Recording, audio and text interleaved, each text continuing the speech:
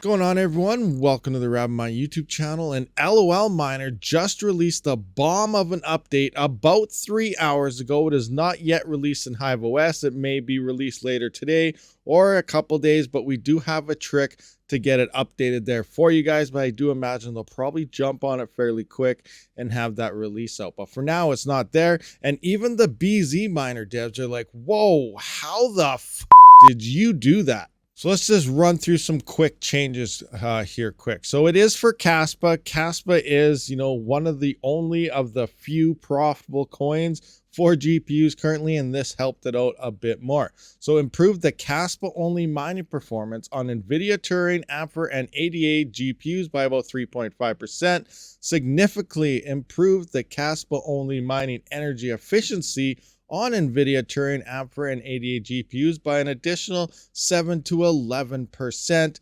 depending on the actual model. So we're going to look at this. There is a new way to kind of tune your GPUs if you're not familiar with it. So I'll kind of explain that. It's very interesting. It's almost like tuning an AMD GPU on NVIDIA. So it's kind of cool how this whole process works. Okay, so here I am in Hive OS. We got the RTX 3070. Maybe I'll throw in the RTX 3080. I got one just hanging out, laying on the floor here beside me, a non-LHR EVGA GPU. So I'll try that out as well after this. But for now, we got to find our flight sheet. So I'm going to go to my flight sheet. Here's my KASPA LOLMiner. I'm going to engage that flight sheet here just to make sure you can see what version and everything I am on.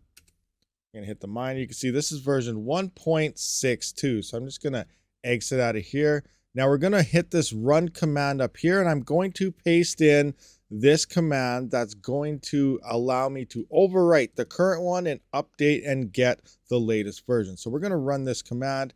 It's going to do its thing, and we will be right back. Okay, I do believe it's all done. We can now see that we're utilizing version 1.63, even though it's still telling us 1.62. We are on LOLMiner 1.63. So we are updated. So now we're going to take a look at some power consumptions and the settings for this LOLMiner and how to overclock this GPU. All right, so I'm just going to show you some quick numbers. We're doing 485.5 mega hash with the software stating about 61 watts. Now at the wall, we're using 91 to 92 watts. My system does use 20 watts, so we're only using like 72 watts of power here at the wall, which is an extra 11 watts of what this software is telling us. But that's some extremely nice numbers. So if I come into what to mine right now, at 11 cents per kilowatt hour, 485 watts, or 485 mega hash at 72 watts, we're actually making 7 cents on KASPA right now. So that's pretty insane. We're actually profitable where everything else is pretty much looking in the red. So there are some other coins that are, kind of profitable out there. They're not on what to mine, but I don't know how much of a go-to they're actually going to be for the future. But right now, KASPA is, a lot of people are loving that coin. They're into it. They think it has a bright future, and it is looking profitable on a 3070 at 11 cent power right now. All right, so into overclocking here, how does this actually work? And remember, this is very early type of settings. You're going to have to play around until you get everything fully tweaked. But let's have a look here. I'm going to go into the flight sheet and show you kind of what's going on. So within the miner program itself, you are going to have to lock your core and your memory. Here you can see I have a mem lock of 810, and the core is locked at 1470. Now, once you have those locked in, you're going to go into your actual rig here, and you're going to set your core. So normally you'd be like, how's this working? If you're setting your core, that means your core is not really locked. That's what I always thought too. I was like, weird, how is this even working? But once you lock it within the miner software itself, moving this core around now acts like a voltage control. Yes, that's right. So just like AMD, where you'd be setting your core and then you'd be setting your core voltages and everything, we're now setting our core voltages by adjusting our core clock. And the higher the number up, the less voltage you're getting. So if I went down to 250 at this point, we're going to start using a little bit more power. And as you bring it up to now I have 350, you're going to start using less power, and then 450. Now, one thing I do want to urge is if you just change this right now on the fly, you may shoot up to like 200 watts at the wall. You're going to have to restart and everything. So you're going to have to do a restart every single time you want to adjust this core.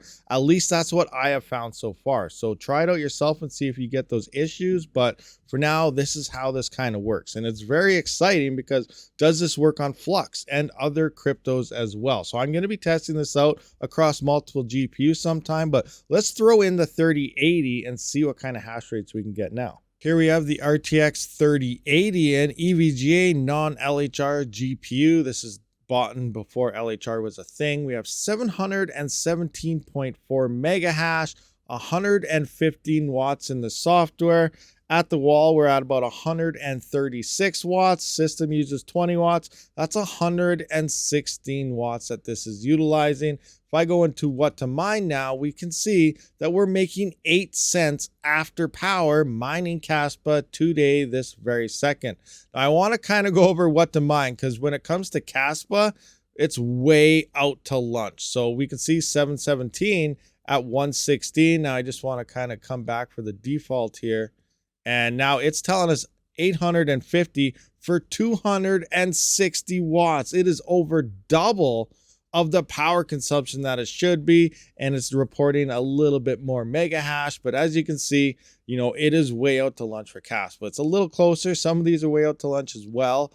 But regardless, you can see you can't just come in here and default it. Now, you can default to all these if you want like a base number that's always using the same for testing if hash rates and profits are going up and down. But when it comes to pure profitability, you are going to have to adjust your what to mine numbers to your actual hash rates. So let's actually play around and see if we can get this a little bit better. So I'm going to go to the flight sheet here and I'm going to say I'm using the exact same settings as I did have on the 3070. Remember, you can change this, try different lock cores, try different mem locks and everything and so on. You will have to reboot in order to apply those, but we're going to try different things. I'm going to keep that as is, and I'm going to adjust this core here, or in this case, it's going to be the voltage. So I'm going to try 400 and we're going to see what happens. Like I said, you should have to restart or it might go out of whack, but I'm just going to see what's going to happen here, do it on the fly. So it looks like it may have actually just crashed on me. My power consumption at the wall just dropped to 60, unrecoverable error, yada, yada, yada. So it looks like that didn't work. I'm going to do a quick reboot and see if this kind of does its thing. Now, it might be auto rebooting on its own as well. So at the 400 core here, we're at about 718 mega hash. It is saying we're using 2 watts less in the software, but I'm actually using 1 extra watt at the wall. So kind of interesting there. The software went down and the wall went up. If we go into here, 717, so that seems fairly efficient. It's fairly consistent here at 717, and we are finding shares. So everything is working as intended. So there we go, guys. Play around with it your own. Now that you kind of know what's going on, back to the overclock, you're going to use the mining software itself to lock your core as well as your memory, and then just play around with this core voltage here